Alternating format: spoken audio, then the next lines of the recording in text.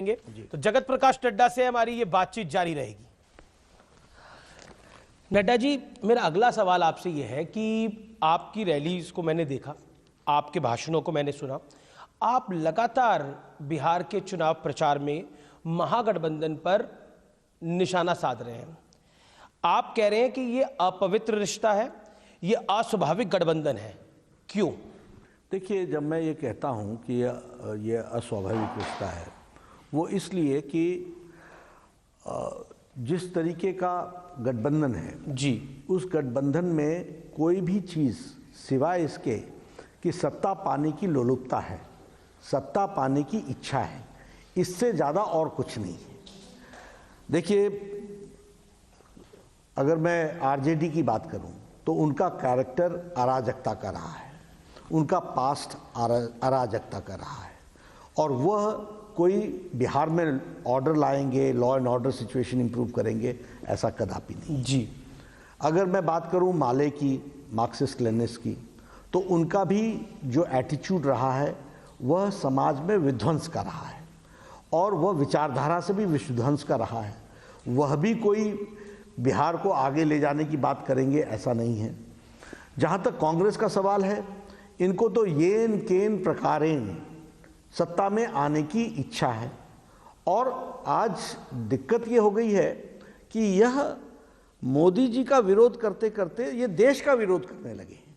सारा देश कोरोना में मोदी जी की तारीफ कर रहा है, सारे देश, दुनिया तारीफ कर रही है। वर्ल्ड हेल्थ ऑर्गेनाइजेशन ने कह दिया, यूएन के सेक्रेटरी जनरल ने कह दिया कि बहुत अच्छा मैनेजमेंट हुआ है, और देश को तो दिशा दी ही है, दुनिया को भी दिशा दी है प्रधानमंत्री जी के कोविड मैनेजमेंट पे। लेकिन राहुल गांधी पाकिस्तान की डफली बजा रहे हैं, शशि थरूर पाकिस्तान की डफली बजा रहे हैं।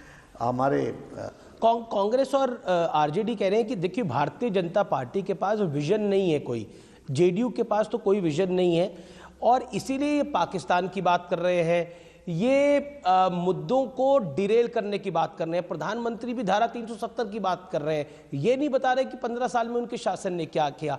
आपने भी अपनी एक रैली में बोला कि ये पाकिस्तान की तारीफ करते हैं, आपने राहुल गांधी और शशि थरूर का जिक्र करते हुए कहा। देखिए, दोनों इश्यूज कहता मैं सब बातें करता हूँ। मैं अपने भाषण में 1,25,000 करोड़ रुपए बिहार का पैकेज जो 2015 में अनाउंस किया था जी, उसके मैं आंकड़े गिनाता हूं कि 1,25,000 करोड़ के ऊपर 40,000 करोड़ और दिया है। तो आपकी हम विकास के बारे में भी पूरी बात अच्छे से समझाते हैं, लेकिन बिहार भारत का राज्य है, और बिहार के लोग राष्ट्रवादी तरीके से सारी चीज़ों को सोचते समझते रहे हैं। उनके लिए धारा 370 भी उतना ही महत्वपूर्ण है, उनके लिए राम जन्मभूमि भी उतना ही महत्वपूर्ण है, उनके लिए नेशनल एस्पिरेशंस भी उतना ही महत्वपूर्ण है, और उन्होंने इस पर हमारे को सपोर्ट किया है।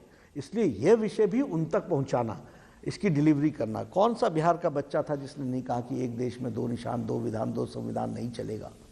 और उनको ये क्यों नहीं बताना कि अब देश में 1 विधान, 1 प्रधान, 1 संविधान हो गया है मोदी जी के नेतृत्व में? तो दिस इज एन इशू, और इस इशू को हम ये बीजेपी का कोर इशू था। जनसंघ की स्थापना जब हुई थी तो श्यामा प्रसाद मुखर्जी ने इस विषय को उठाया था, तो इसको हम क्यों नहीं बोलेंगे? लेकिन 370 पे तो आपने पी चिदम्बरम ने जो ट्वीट करा वो आपने देखा ही है, उसका जिक्र प्रधानमंत्री ने भी अपनी रैली में किया। जो महबूबा मुफ्ती ने बोला है कि तिरंगा मैं छूंगी नहीं जब तक 370 नहीं हटेगा। क्या आपको लगता नहीं है कि एक तरफ बिहार में चुनाव है जिस पे नौकरी और विकास की बात हो रही है, दूसरी तरफ ये सब मुद्दे भी हैं? देखिए, इसमें बहुत गहराई से जाने की जरूरत है।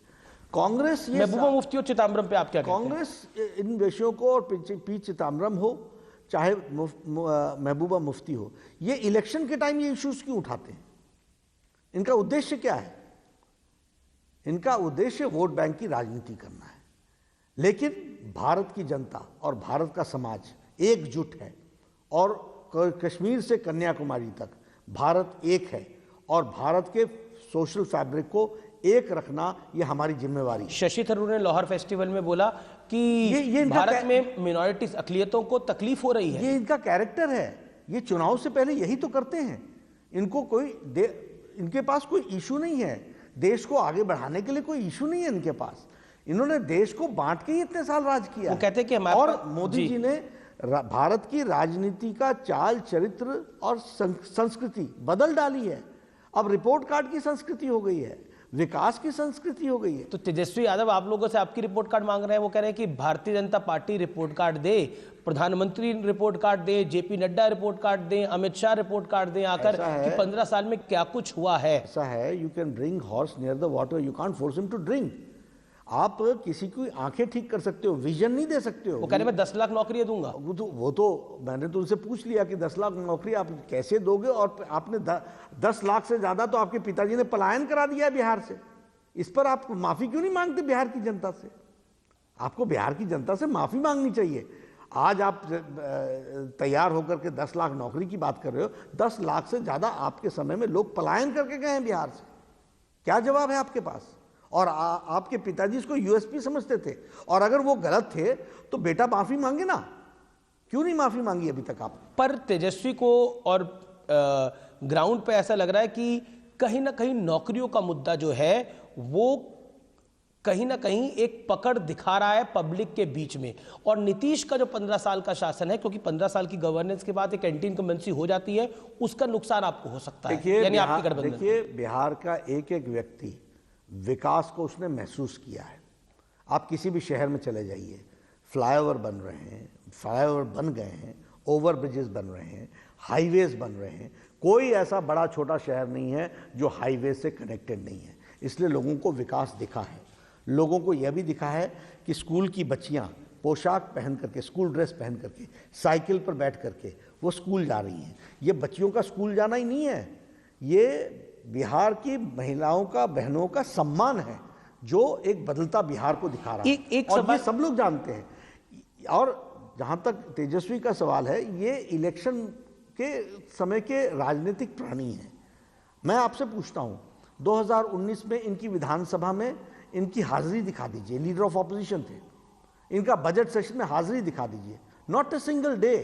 इसलिए ये पॉलिटिकल टूरिस्ट हैं, चुनाव के समय आते हैं, भाषण देते हैं, लुभावने नारे देते हैं, लोगों को बरगलाने की कोशिश करते हैं। एक फिक्स्ड तरीके के लोग हैं जो इनके सपोर्ट में आते हैं, और उसके बाद चुनाव हारने के बाद। आपने इंटरेस्टिंग बोला।